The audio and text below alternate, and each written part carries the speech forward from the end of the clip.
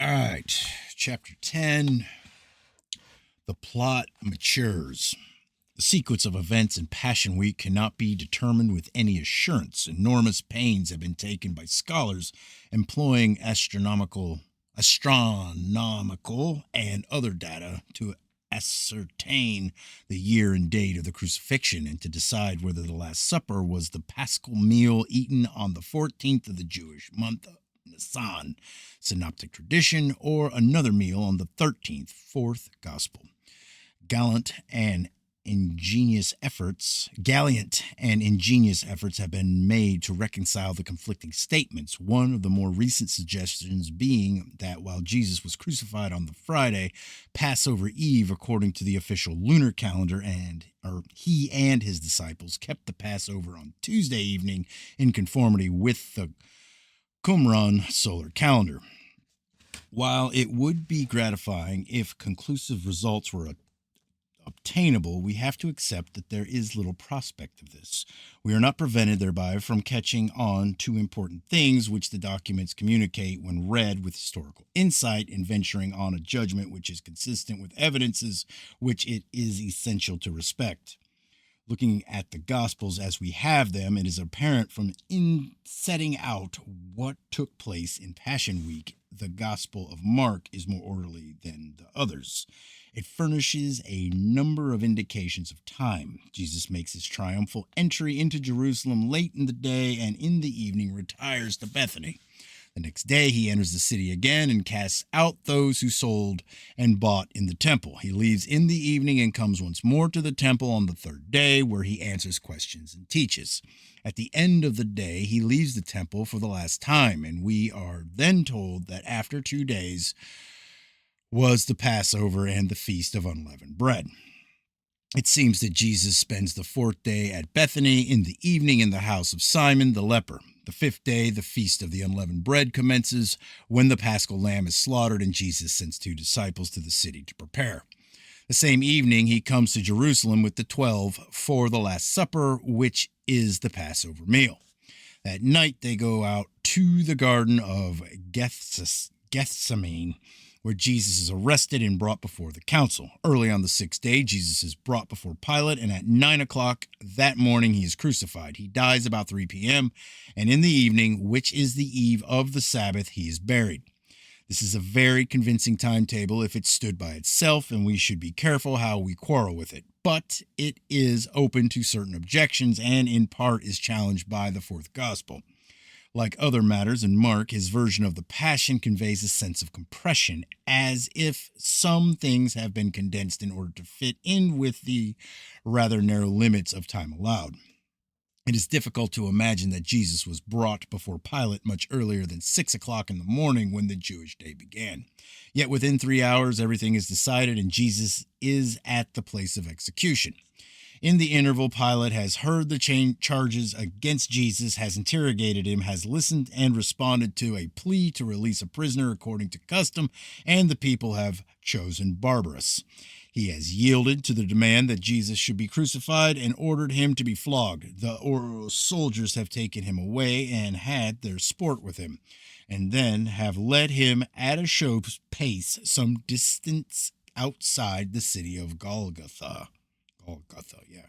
Pilate must surely have condemned Jesus with extraordinary haste, which is not what the other sources convey. According to Matthew, the wife of Pilate sends to tell him of a dream she has had and begs him not to proceed against Jesus, and so reluctant is the governor to act that he sends for water and publicly washes his hands to signify his guiltlessness. Luke introduces another element of delay. Pilate, learning that Jesus is a Galilean, has him sent to Herod Antipas in residence at his palace in Jerusalem. Antipas questions Jesus at length and finally mocks him and returns him to Pilate. The fourth gospel makes Pilate, by various devices, postpone judgment as long as he possibly can, and it is about the 6th hour when at length he gives way, midday by Jewish reckoning. Jesus would then have been crucified more than 3 hours later than asserted by Mark, and if he died at about the 9th hour, he would not have been more than 3 hours on the cross. It has been proposed that the fourth gospel is employing Roman reckoning and that the trial was therefore virtually over by 6 o'clock in the morning. But it is hard to credit that Pilate was called out of bed in the middle of the night to deal with the case. The tendency of the Christians as the church developed was increasingly to stress the guilt of the Jews and to whitewash Pilate, and we have to allow for this in the later Gospels. Their emphasis of Pilate's reluctance and delaying tactics may therefore partly be discounted. Yet even so, Mark's account does seem to be rushing things a little. But we must return to earlier events in Passion Week. The traditions are confused, particularly in relation to certain significant meals. The fourth gospel brings Jesus to Bethany 6 days before the Passover, immediately prior to his triumphal entry into Jerusalem. There he is the guest of Martha and Mary anoints his feet with a costly unguent.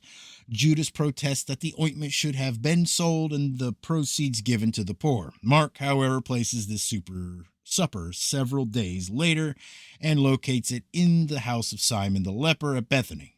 He does not name Mary or Judas as playing any part. An unknown woman comes and anoints the head of Jesus, not his feet as in John, and several disciples complain of the waste of money. After this, Judas goes to the chief priests and makes a compact with them to betray Jesus. Luke does not connect the story of this supper with Passion Week at all. He brings it in much earlier in the ministry.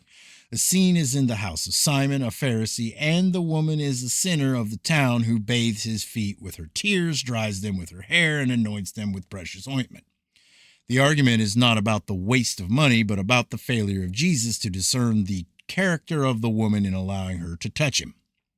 The problem of the meals is further complicated by the curious construction of the fourth gospel. As regards the Last Supper, we cannot tell what memories of John the priest have been altered or omitted to make room for the long discourses created by Jesus, or for Jesus, by the author, and which occupy chapters 14 through 17. Yeah. There is no reference in this gospel to the Passover ceremonial of the bread and wine which Jesus used to speak of his sacrifice.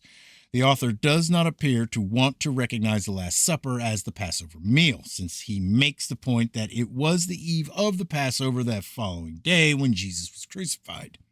For him, the Last Supper took place before the Passover. To support this view, he seems to have telescoped the synoptic tradition so as to combine elements of the supper in Bethany on Wednesday evening when the Passover supper on Thursday evening in Jerusalem. The scene of the Wednesday supper is shifted from Bethany to Jerusalem so that it becomes the Last Supper, while the main features of the Wednesday event are pushed back by introducing an account of an earlier supper at Bethany 6 days before the Passover. At the supper, Mary anoints the feet of Jesus with ointment, and Judas protests at the waste. When the author fuses the Wednesday meal with the Last Supper, he obviously cannot use this incident again, and so he substitutes for it an action of Jesus himself in washing the feet of his disciples. After the incident of the anointing in the Markan tradition, Judas leaves to bargain with the chief priests. Luke, as we have seen, backdates the incident, but he confirms that before the festival, Judas went to the chief priests, telling us, then entered Satan into Judas, surnamed Issachar. These key words relating to Wednesday evening are echoed by the fourth gospel in relation to Thursday evening. And supper being ended, the devil having now put it into the heart of Judas Issachar, Simon's son, to betray him. So the decision of Judas to betray Jesus was taken at Jerusalem instead of Bethany. This gospel, however, retains from the Passover meal tradition the inquiry by the disciples as to which of them would betray Jesus. We may note one other point. In Mark, followed by Matthew, the saying of Jesus, "Rise up, let us go," is spoken at Gethsemane after the agony in the garden and immediately before he is arrested. But in the fourth gospel, the words are uttered before Jesus leaves the place of the Last Supper, and he only goes to the garden after further discourse. We have an eloquent illustration here both of the uncertainties of the tradition as they reach the hands of the evangelists and of the freedom they used in employing them to serve their aims and designs. It is quite exciting, really, that we do not possess a wholly reliable and unvarnished story of the life of Jesus. It means that the quest for the truth is a continuing pursuit, with every now and then opportunity arising for important fresh discoveries. The disagreements themselves bear witness that inherent in them are recollections of genuine events and experiences which we have to endeavor to reconstruct. Our business is not to seek to iron out or explain away the differences, an impossible undertaking, in order to demonstrate the validity of the curious doctrine of the plenary inspiration of the Scriptures. It is rather to sift and probe to get at the facts which have not been completely or exactly represented, but to which the documents sometimes insensibly and unwittingly contribute their quota of valuable evidence. Hold on.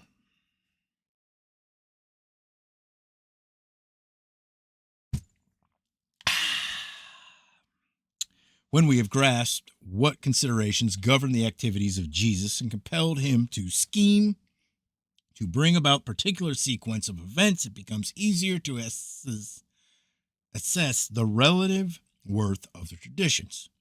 Our line of inquiry in this work had been directed to demonstrating the effect as regards understanding of the personality of Jesus, of the conviction which was never doubted in the early church and has been reinforced by modern researches, that the set proposed he embarked on a program calculated to fulfill what he believed the prophecies demanded of the Messiah.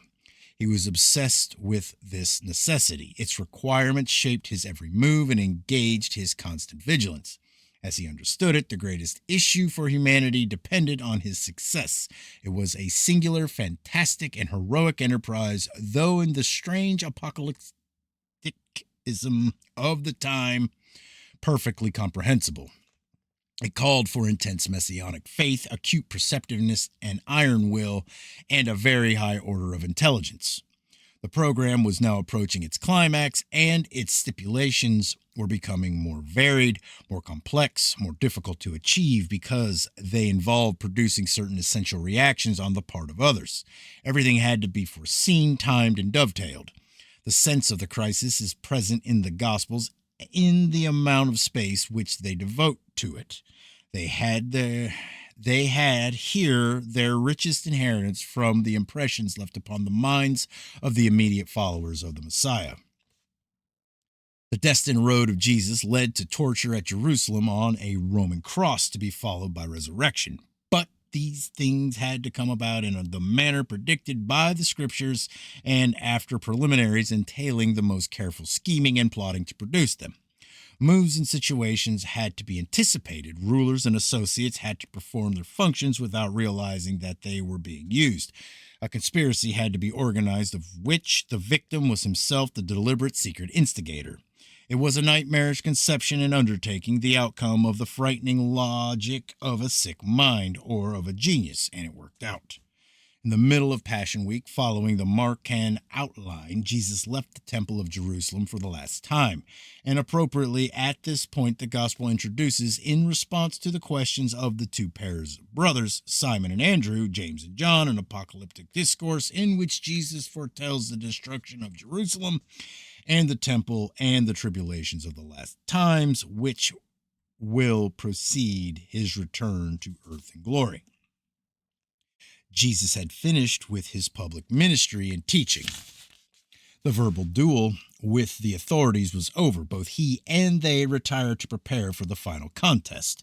The council had to find a way to capture Jesus and have him executed, which would not have dangerous popular repercussions.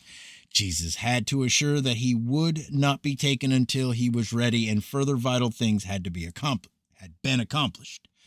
The full messianic significance of his end had to be registered to comply with the prophecies, otherwise his sufferings would not be seen by his disciples in their true light and communicated to Israel. While our eyes are on the central figure of the unique drama, we should spare a thought for all those who must have been speculating at this time on what was going to happen, what Jesus was going to do. He had to come forward in the clearest manner possible as leader of the Jewish people, whether as a prophet or as the Messiah in person was disputed. But it was known throughout Jerusalem to multitudes that he had assumed a position of authority and had openly joined issue with the rulers. No one would do this without purpose, without further intentions of a more startling nature. What would be the next move of the Galilean? Would he attempt a coup? There was nothing yet to indicate what his plans were. From the highest to the lowest, and according to the different opinions of Pharisees, Sadducees, Zealots, and the uncommitted masses, he had everyone guessing. Jerusalem awaited breathlessly on the eve of this portentous Passover in hope, in doubt, in fear. The council was in a state of tension, as yet they had no answer to their problem. It was agreed that Jesus must not be apprehended on the feast day, which argues that they were coming very close to a decision to risk the consequences later. The disciples of Jesus were no less on edge. We may infer this from Mark's account of the woman at Bethany who anointed Jesus. They upbraided her for her prodigal wastefulness when the oil might have been sold for the benefit of the poor. The fourth gospel may well be right that Judas Iscariot was the most vehement of the critics, and that it was he who named the figure of 300 denarii, which the perfume would have fetched on the market. This gospel offers the explanation, perhaps editorial, that Judas was a thief and angry at losing a chance of personal gain. What the incident in any case suggests is that the disciples were keyed up. They were not really thinking about the poor and took it out on the woman to relieve their nervous tension. In their minds was a nagging uneasiness because of what Jesus had said was in store for him, and he had taken them no further into his confidence. They were deeply anxious and in an explosive mood, not daring to ask him to be more explicit. It would seem that Judas, who perhaps was the most sensitive and highly strung of the 12, was very near breaking point. The woman's gesture triggering things off. It did not help at all when Jesus calmly told the disciples that his body had been anointed for burial.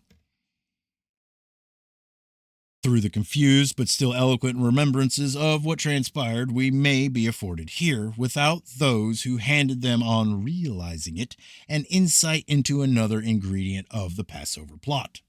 We have previously seen how Jesus had privately arranged, no doubt with Lazarus, to have a young ass tethered at the eastern end of the village of Bethany, ready to be released to his messengers on speaking the prearranged signal words. Lazarus was the only man in Bethany with whom we are told that Jesus was on intimate terms. Jesus could trust him completely to honor his request so that at the psychological moment, the beast would be there to enable him to fulfill the prophecy of Zechariah and stage his triumphal entry into Jerusalem as king.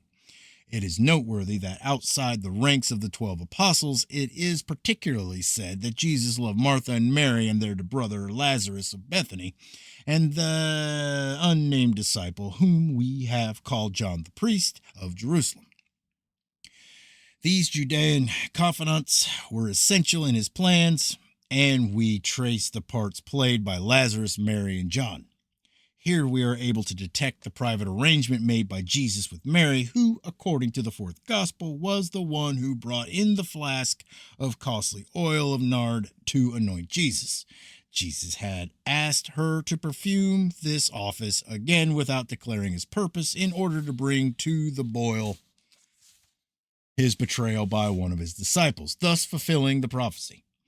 Mine own familiar friend in whom I trusted, which did eat of my bread, hath lifted up his heel against me. Let us look at the matter more closely.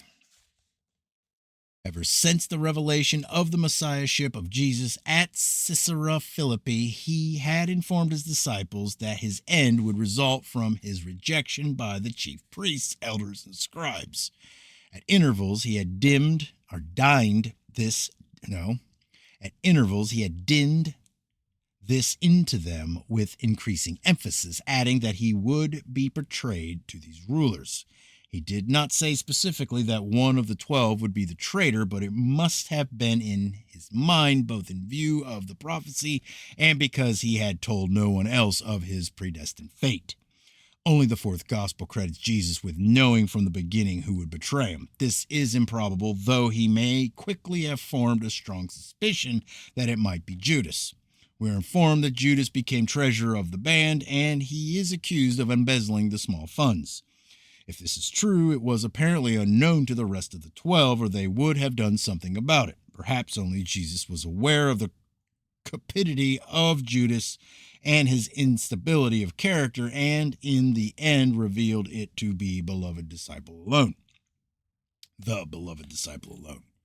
By harping on his betrayal of the circumstances of his death, he was not only insisting upon what it was vital for his disciples to apprehend,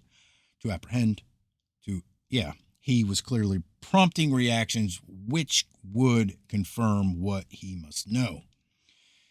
His stratagem now was designed to pile on the pressure at the crucial moment and induce the traitor to act. To obtain a positive result, he had enlightened his disciples no further about his plans at this stage, so that they were in a highly charged emotional condition, and he had arranged with Mary the incident of the precious ointment in order deliberately to let fall the words about his body being anointed for burial.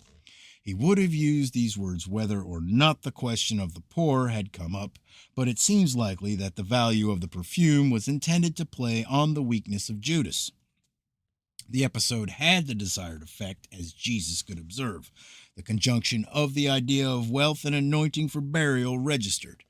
In Luke's words, then entered Satan into Judas, surnamed Iscariot, being of the number of the 12, and he went his way and communed with the chief priests and captains how he might betray him unto them. And they were glad and covenanted to give him money. Mark's testimony is that this decision by Judas followed immediately after the incident of the precious perfume. Judas knew that Jesus expected to be betrayed. He had been saying so again and again, and once more now he had been spoken about his death. We may believe, however, that not until this moment had Judas thought of himself as the betrayer. It was the worth of the ointment and Jesus talking about his burial which put it into his head. Suddenly, like an inspiration, it came to him that money was to be made by doing what Jesus plainly wanted. It seemed as if, in a subtle way, Jesus was telling him this, inviting him to profit by doing his will. The tempter came in the guise of his master. What else may have been in the mind of Judas, it is impossible to judge. It has been suggested that he was bitterly disillusioned about Jesus, having imagined that he would speedily establish his kingdom and that there would be great material rewards for his followers. But Jesus had said he would be killed and the rewards would come in an uncertain future and circumstances of the performance of strange prodigies, incomprehensible in practical terms. Judas therefore betrayed Jesus on this estimation because he felt that Jesus had betrayed him. To the chief priests, it must have seemed an act of providence when Judas came to them with this offer. They had been at their wits' end to devise a means of removing the menace Jesus represented without inflaming popular feeling and thus stimulating the revolutionary outbreak, which at all costs they had to prevent.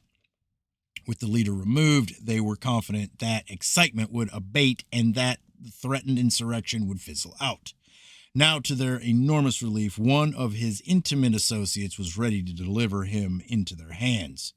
In fairness to the council, it must be said that their motives were not inherently evil. They believed there was a real risk.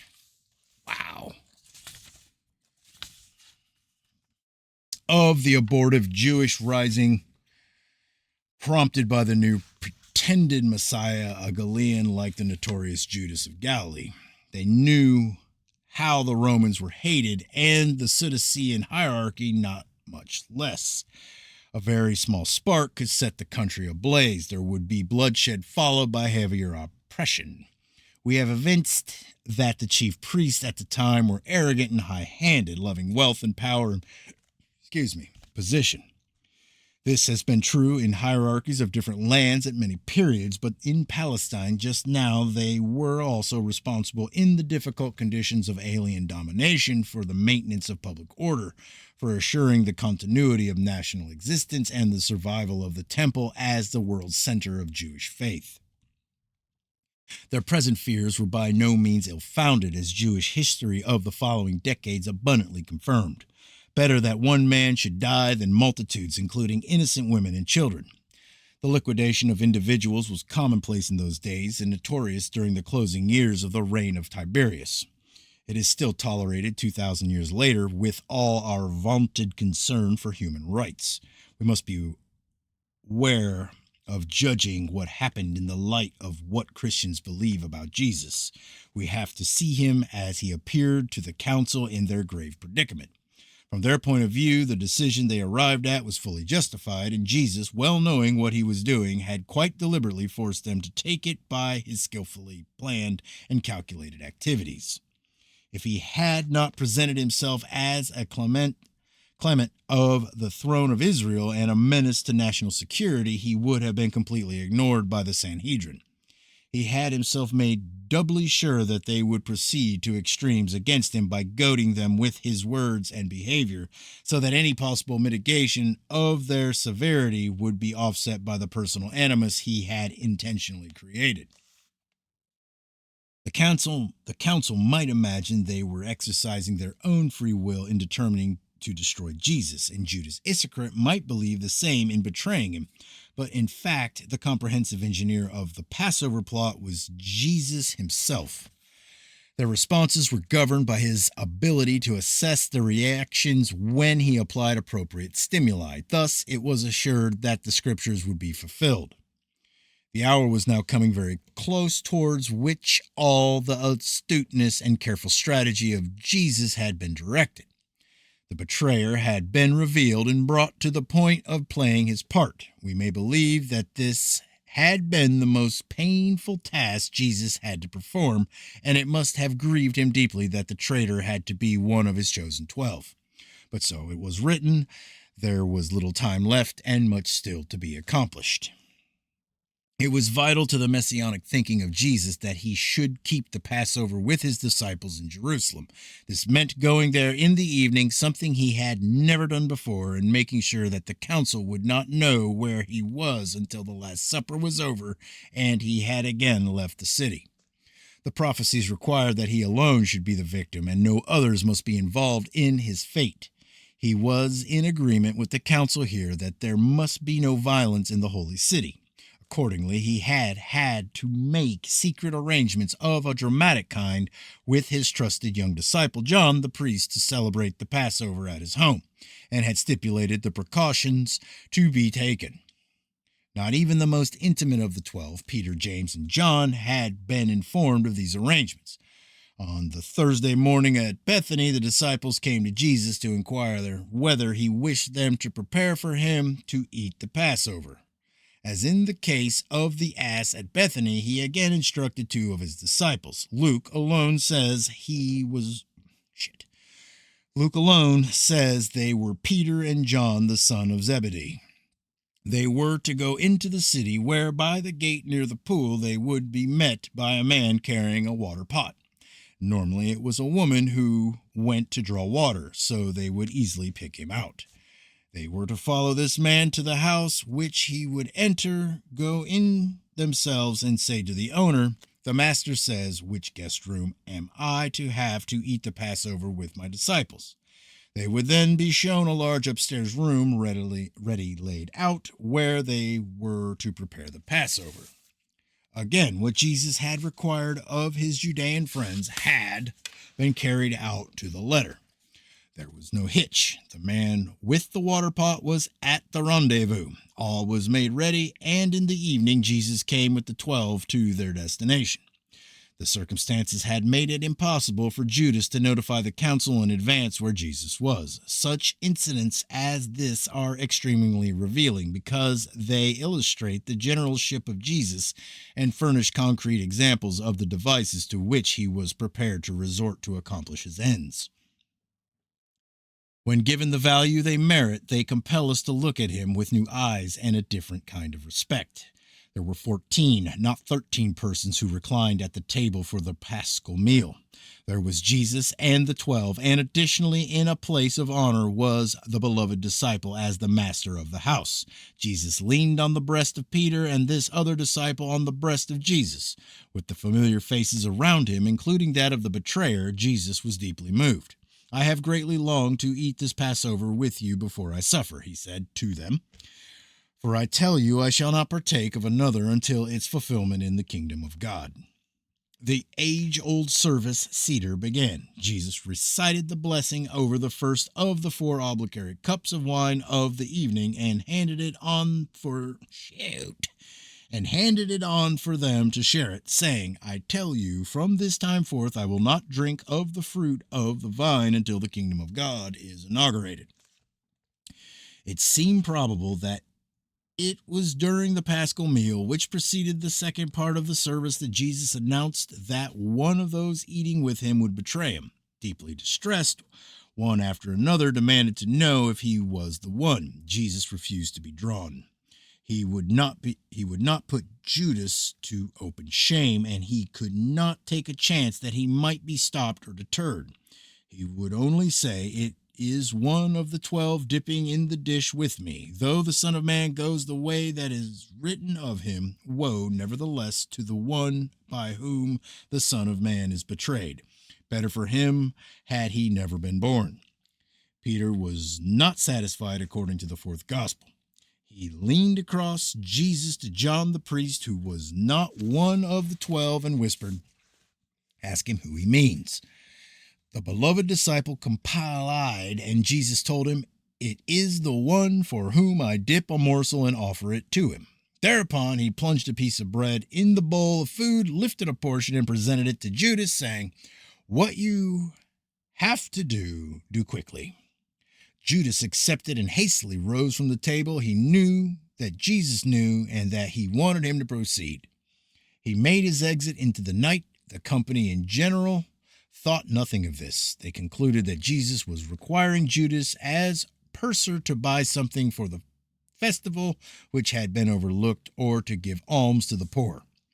When the betrayer had left, Jesus broke the last bread of the evening at the close of the meal and distributed pieces to his disciples, telling them that it signified his body.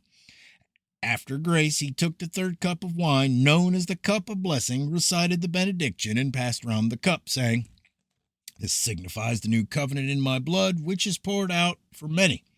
The service concluded with the drinking of the 4th cup of wine and the chanting of Psalms CXV-CXVIII. Jesus embraced and parted with his beloved disciple, and then led the remaining 11 out into the street, out of the city, across the Kedron to the Garden of Gethsemane, on the lower slopes of the Mount of Olives. As they went out, he said to them, All of you will waver in your loyalty, for it is written, I will strike at the shepherd, and the sheep will be scattered. Nostalgically, he added, But after I have been raised up, I will go ahead of you to Galilee. Peter responded shoutily, Even if everyone else wavers, I shall not. Jesus looked at him. Simon, Simon, he said, Satan has begged to have you that he may prize you loose like husks from the grain. But I have prayed that your loyalty may not fail, and on your restoration you must confirm your brothers. In your cause, Master, he replied, I am ready to go to prison and to death too. Jesus shook his head. I tell you for a fact, Peter, the cock will not crow today before you have denied me 3 times that you know me. He turned to the rest. When I sent you out without purse or wallet or sandals, did you go short of anything? No, nothing, they answered. Yet now, he said, whoever has a purse, let him take it, and a wallet as well, and whoever has no dagger, let him sell his cloak and buy one. For I tell you that this scripture will have its accomplishment in me. He was classed with outlaws. Yes, indeed, whatever has reference to me will have its fulfillment. Here are 2 daggers, master, they said. That will do, he told them.